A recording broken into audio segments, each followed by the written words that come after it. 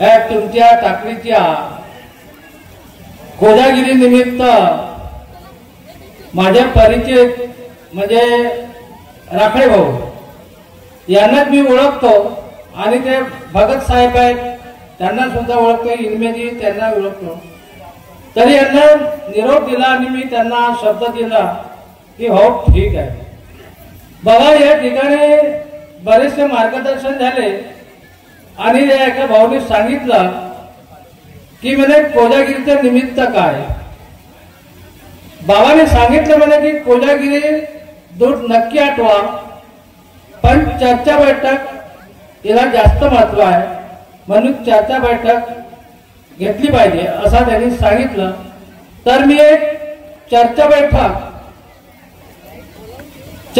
म्हणजे काय आणि चर्चा बैठकीत न गेल्याचा परिणाम काय होतो ते मी आपल्याला थोडक्यात सांगत आहे. तो माझा अनुभव आहे. बघा मी मिस्त्री काम करत होतो म्हणजे बेलदारी काम. त्यावेळेस मी बैठकीला जात नव्हतो कारण सायंकाळपर्यंत काम करत असताना थकवा यायचा आणि म्हणून त्या बैठकीकडे माझा लक्ष नव्हता. पण प्रसंग असा आला की माझ्या डाव्या डोळ्याचा जो पांढरा भाग आहे हा पूर्ण लाल झालेला होता आणि लाल झाल्यानंतर माझ्या एका मित्राने म्हणला की बंडू भाऊ म्हणे तुमचा हा जो लाल भाग काळ्या भागावर जर आला तर डोळा फुटण्याची शक्यता आहे. त्यावेळेस मी घाबरल्यासारखा झालो आणि तुमच्या भंडाऱ्याला रोकडे डॉक्टर होते, बहुतेक याच रोडला असतील, तर खूप दिवस झाले त्या गोष्टीला. तर त्यांच्याकडे मी आलो आणि त्यांनी सांगितलं की म्हणे तुम्हाला भरती व्हावं लागेल. मी म्हणलं साहेब मी भरती होत नाही, मला वाटल्या 2 दिवसाच्या औषध द्या, त्याच्यानंतर मी भरती होण्याकरता येऊ शकतो. त्याने औषध दिली. ही उन्हाळ्यातल्या 5व्या महिन्यातली गोष्ट आहे. औषध दिली आणि डॉक्टरने सांगितलं भरती व्हावं लागेल म्हणजे काहीतरी खर्चाची बाब होती.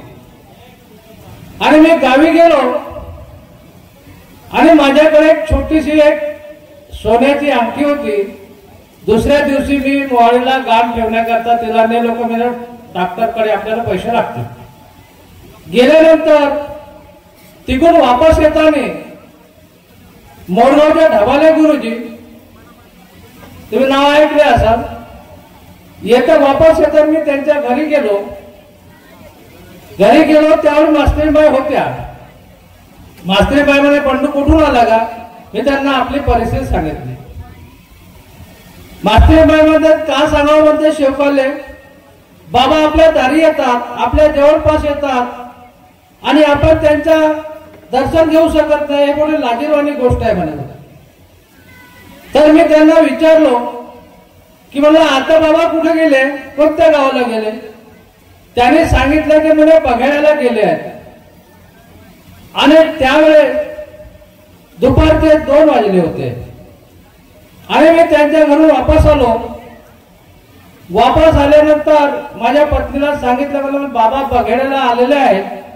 तर मी म्हणलं त्यांच्या दौऱ्यामध्ये मी जातो.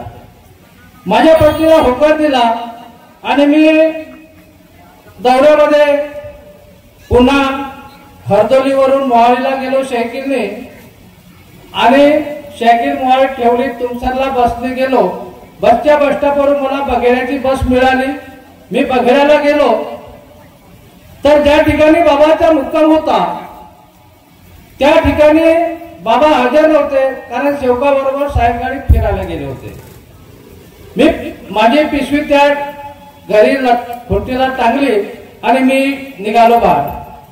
तर वापस येताना बाबा मला गावच्या बाहेर सेवकासोबत मिळाले आणि बाबाला नमस्कार केला. त्यांच्यासोबत पुन्हा वापस आलो. ज्या ठिकाणी बाबाचा मुक्काम होता त्या ठिकाणी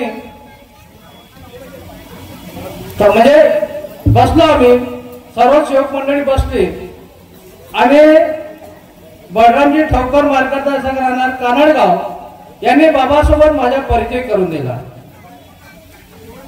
तर त्या ठिकाणी आता वेळ कमी असल्यामुळे थोडा मी सांगत आहे.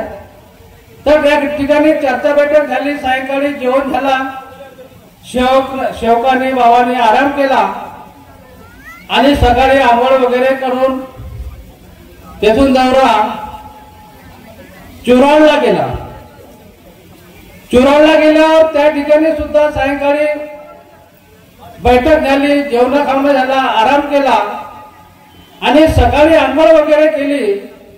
मी सुद्धा त्या ठिकाणी आंघोळ केली आणि ज्यावेळेस आपण तेल वगैरे लावतो ना, आरसा बघतो ना, बाल पलटवतो ना, त्यावेळेस माझ्या डोळा पूर्ण पांढरा झाला. हा माझा अनुभव आहे. जो लाल भाग होता तो पूर्ण पांढरा झाला. मी कोणालाही सांगितलं नाही आणि त्या ठिकाणाहून दौरा साकोलीला गेला.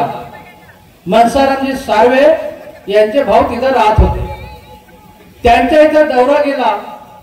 त्या ठिकाणी सुद्धा सायंकाळी चर्चा बैठक झाला, जेवण झाला, रात्रीला आराम केला आणि तिसऱ्या दिवशी त्या ठिकाणाहून दौरा म्हणजे कॅन्सल झाला. म्हणजे सर्व सेवक मंडळी बाबा वगैरे आपल्या आपल्या गावाला गेले. तर तुम्हाला सांगायचं एवढंच आहे की चर्चा बैठक हा जाणं आवश्यक आहे. जसं इथं बसलेले सर्व सेवक सेविका पुरुष मंडळी प्रत्येकाकडे मोबाईल आहे, प्रत्येकाकडे मोबाईल आहे आणि त्याची जर चार्जिंग संपली की त्याला आपण कुठे लावतो? चार्जर लावून त्या इलेक्ट्रॉनिकच्या बोर्डावर लावतो. म्हणजे चार्जिंग संपली तर तो लावतो. तसंच आपली चार्जिंग करण्यासाठी महान देवी बाबा जुमदेवजींनी चर्चा बैठकीचे आदेश दिलेले आहेत आणि आपण म्हणतो ना, बाबाच्या आदेशाचे वेळोवेळी पालन करेल. तर या आदेशाचे पालन झालं पाहिजे. चर्चा बैठक शेवट जर भटकला असेल तर त्या चर्चा बैठकीच्या माध्यमातून त्याला आपल्याला समजावून सांगता येते आणि म्हणून आपण चर्चा बैठकीला जाणं हा गरजेचा आहे.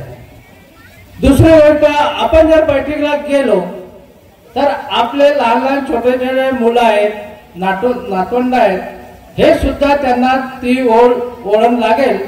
म्हणून मी एवढेच आपल्याला विनंती करेन की बाबाने बैठकीचे आदेश दिलेले आहे, त्या बैठकीला जावा आणि 4 तत्व 3 शब्द 5 नियमाने चालावा. मी सुद्धा चालण्याचा प्रयत्न करीन.